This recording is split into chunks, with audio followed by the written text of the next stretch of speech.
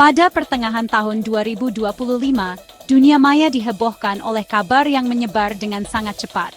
Berita tersebut mengklaim bahwa sebuah bunker rahasia milik Israel telah berhasil dibombardir oleh rudal-rudal canggih Iran. Isu ini tidak berhenti di situ. Narasi yang beredar juga menyebutkan bahwa lokasi persembunyian Perdana Menteri Israel, Benjamin Netanyahu, telah ditemukan dan dihancurkan dalam serangan tersebut. Kabar ini sontak memicu beragam reaksi, mulai dari kekhawatiran akan eskalasi konflik yang lebih luas, hingga perayaan oleh pihak-pihak yang berseberangan dengan Israel. Kecepatan penyebaran informasi ini, khas era digital, membuat banyak orang sulit membedakan mana yang benar-benar terjadi, dan mana yang hanya sebatas rumor yang sengaja diembuskan. Informasi yang simpang siur ini menciptakan sebuah panggung drama global di media sosial dan aplikasi percakapan. Klaim-klaim tersebut seringkali disertai dengan video atau gambar yang tidak terverifikasi, yang menambah kebingungan publik. Pertanyaan-pertanyaan pun bermunculan di benak banyak orang. Apakah benar pertahanan Israel yang selama ini dianggap canggih bisa ditembus sedemikian rupa? Apakah benar pemimpin sekelas Netanyahu bisa berada dalam posisi terancam secara langsung? Isu ini menjadi lebih dari sekadar berita perang. Ia menjelma menjadi sebuah misteri yang memancing spekulasi liar dan analisis dadakan dari netizen di seluruh penjuru dunia. Situasi ini menunjukkan betapa rentannya kita terhadap disinformasi di tengah krisis internasional yang sensitif. Penting untuk memahami konteks mengapa kabar semacam ini bisa mendapatkan traksi yang begitu besar. Konflik antara Iran dan Israel bukanlah hal baru. Ketegangan di antara keduanya telah berlangsung selama puluhan tahun, seringkali diwarnai oleh peta konflik Iran-Israel, tentara Israel berpatroli, protes anti-Israel, ad-hoc, perang proksi, operasi intelijen rahasia, dan retorika yang panas. Setiap ada eskalasi, sekecil apapun, ruang informasi menjadi medan pertempuran baru. Pihak-pihak yang terlibat atau bahkan pihak ketiga yang berkepentingan dapat menggunakan platform digital untuk menyebarkan narasi yang menguntungkan mereka. Kabar tentang hancurnya bunker dan terancamnya Netanyahu menjadi senjata psikologis yang ampuh untuk meruntuhkan moral lawan dan membangun dukungan di kalangan pendukung. Oleh karena itu, langkah pertama yang paling bijak dalam menghadapi gelombang informasi seperti ini adalah dengan menahan diri dan bersikap skeptis. Sebelum menerima sebuah kabar sebagai kebenaran mutlak, kita perlu bertanya. Media group, orang mencari informasi di internet, orang berdiskusi tentang sumber berita, layar komputer dengan banyak tab berita distribute equally. Dari mana sumber informasi ini berasal? Apakah ada konfirmasi dari media internasional yang kredibel? Apakah ada bukti nyata yang mendukung klaim tersebut? Tanpa melakukan verifikasi dasar, kita berisiko menjadi bagian dari rantai penyebaran hoax yang dapat memperkeruh suasana dan bahkan membahayakan. Kisah bunker Israel ini menjadi pelajaran berharga tentang pentingnya literasi media di zaman yang serba terhubung dan penuh dengan ketidakpastian ini, di mana kebenaran seringkali terkubur di bawah tumpukan rumor.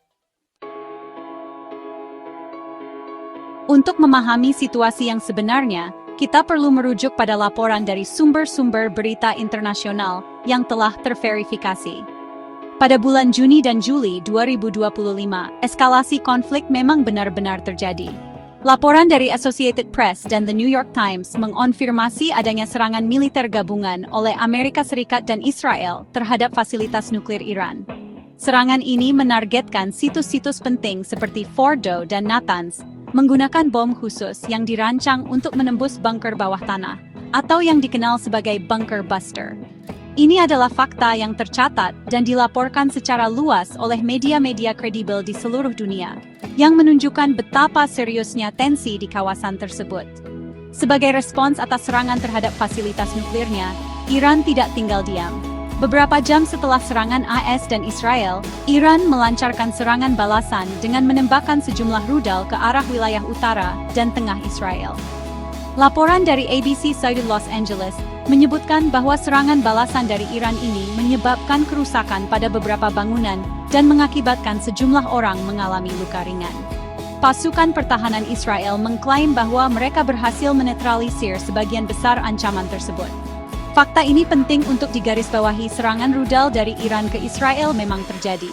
Namun, Skala dan targetnya perlu diperjelas agar tidak tercampur dengan rumor yang beredar luas di masyarakat. Fokus serangan Iran, berdasarkan laporan yang ada, adalah area-area umum dan beberapa instalasi militer, bukan bunker spesifik yang menampung para petinggi negara. Tidak ada satupun laporan dari sumber berita internasional yang terpercaya yang menyebutkan bahwa rudal Iran berhasil menghantam bunker rahasia tempat Netanyahu atau pejabat tinggi lainnya berlindung. Ini adalah poin krusial yang membedakan antara fakta dan fiksi. Perang modern tidak hanya terjadi di medan tempur fisik, tetapi juga di medan informasi. Klaim keberhasilan serangan yang dilebih-lebihkan seringkali menjadi bagian dari strategi untuk memenangkan perang persepsi dan menunjukkan kekuatan kepada dunia internasional serta publik domestik. Perlu juga dipahami bahwa intelijen kedua belah pihak bekerja tanpa henti. Israel mengklaim memulai serangan karena mendeteksi adanya proyek rahasia Iran untuk membangun senjata nuklir. Di sisi lain, beberapa pejabat intelijen AS menyatakan belum melihat bukti bahwa Iran secara aktif sedang membangun bom. Perbedaan pandangan ini menunjukkan kompleksitas situasi, di mana setiap tindakan didasarkan pada interpretasi data intelijen yang bisa saja berbeda. Jadi, sementara fakta menunjukkan adanya saling serang antara Iran dan Israel, detail-detail spesifik seperti penghancuran bunker, Netanyahu tidak memiliki dasar faktual yang kuat, dan tampaknya lebih merupakan bagian dari propaganda perang yang menyertainya. Bicara tentang Israel tidak bisa dilepaskan dari sistem pertahanannya yang berlapis, termasuk keberadaan bunker atau tempat perlindungan bom. Bunker, yang dikenal sebagai mamat atau miklat, adalah bagian yang tidak terpisahkan dari kehidupan sehari-hari masyarakat Israel. Sejak ancaman serangan roket dan rudal menjadi nyata puluhan tahun lalu, pemerintah telah mewajibkan pembangunan ruang aman di setiap gedung apartemen baru. Selain itu, shelter-shelter publik tersebar di berbagai kota, siap digunakan kapan saja sirene peringatan berbunyi. Ini adalah realitas yang dihadapi warga sipil, sebuah adaptasi terhadap kondisi keamanan yang selalu tidak menentu. Struktur bunker ini dirancang dengan sangat serius. Dindingnya terbuat dari beton bertulang tebal, pintunya dari baja berat, dan jendelanya juga terbuat dari baja yang bisa ditutup rapat. Tujuannya adalah untuk melindungi penghuninya dari ledakan dan serpihan proyektil. Di tingkat yang lebih tinggi, untuk melindungi aset strategis dan para pemimpin negara, Israel diyakini memiliki jaringan bunker bawah tanah yang jauh lebih canggih dan dalam. Fasilitas ini, yang seringkali menjadi subjek spekulasi, diperkirakan dilengkapi dengan sistem penyaringan udara, pasokan listrik dan air mandiri, serta pusat komando dan komunikasi yang aman dari serangan apapun, termasuk serangan nuklir, biologi, dan kimia. Namun, tidak semua komunitas memiliki akses yang sama terhadap perlindungan ini. Sebagai contoh, laporan dari AP News menyoroti komunitas Arab Badui di selatan Israel yang seringkali tidak memiliki shelter resmi.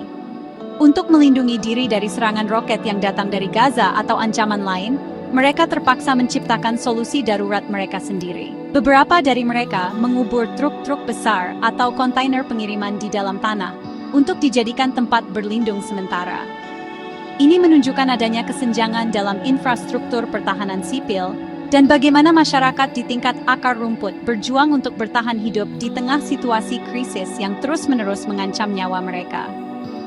Keberadaan bunker-bunker inilah yang kemudian memicu lahirnya berbagai rumor dan teori konspirasi. Karena sifatnya yang rahasia, terutama bunker untuk para pejabat tinggi, lokasinya menjadi misteri.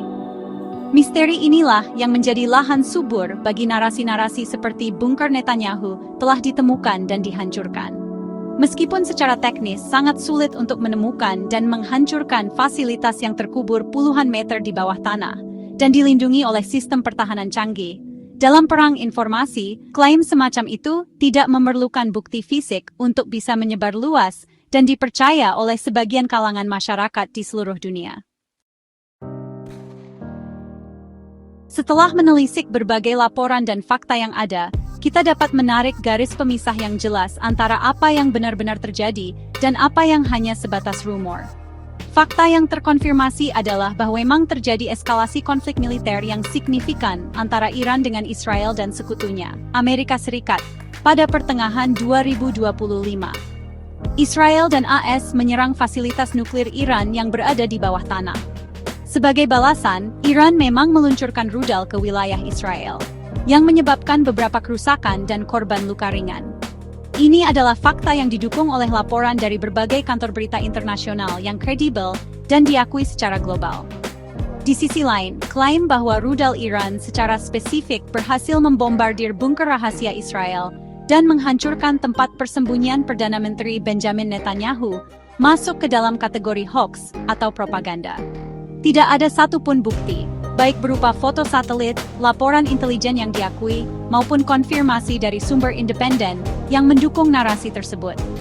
Semua laporan kredibel yang meliput konflik ini tidak pernah menyebutkan adanya insiden semacam itu. Isu ini tampaknya sengaja diciptakan dan disebarkan untuk tujuan perang psikologis, yaitu untuk menciptakan kesan kemenangan dan meruntuhkan citra pertahanan Israel yang tak terkalahkan di mata dunia. Penting bagi kita sebagai konsumen informasi untuk selalu bersikap kritis. Di tengah konflik yang melibatkan pertaruhan tinggi, kedua belah pihak akan menggunakan segala cara untuk membentuk opini publik. Menyebarkan informasi yang dilebih-lebihkan atau bahkan palsu adalah salah satu taktik tertua dalam perang.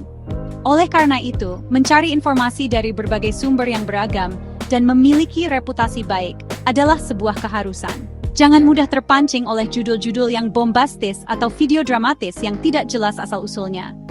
Verifikasi atau cek fakta sebelum membagikan informasi adalah tanggung jawab kita bersama untuk menjaga ruang digital tetap sehat. Sebagai kesimpulan, mari kita tegaskan sekali lagi, serangan rudal Iran ke Israel adalah fakta. Namun, kabar tentang hancurnya bunker Israel dan terancamnya nyawa Netanyahu adalah fiksi yang tidak terbukti kebenarannya hingga saat ini. Dalam menghadapi badai informasi di era modern, kemampuan untuk memilah antara gandum dan sekam, antara fakta dan hoax, adalah perisai terbaik yang kita miliki. Selalu rujuk pada sumber berita yang memiliki rekam jejak jurnalisme yang kuat, dan jangan biarkan diri kita terseret dalam pusaran disinformasi yang sengaja dirancang untuk mengacaukan dan memecah